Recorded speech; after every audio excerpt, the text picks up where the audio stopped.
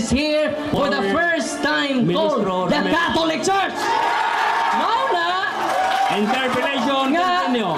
Stop katubag. Interpellation continue. Oh, so mato diha sa libro, for the first time, yan kung gi-invento ni Ignacio, for the first time, gitawag kay Iglesia Katolika. 107. Tama? So 107 lang, first time na gitawag na Katoliko. Dugod kay gi-invento ni Ignacio. Tama? Sayon kay nga pangutana. Ato bag mo ni. Damo nga imong gutloon si Ignacio magkaduol mi. Kay imo din gipamatud-an nga diha ng Iglesia Katolika sa 1st century. Wa ka magbungkag, nagpaliko nun imong mga pangutana sa kamatuoran nga akong dala. Dugang pa Igsoon Parba.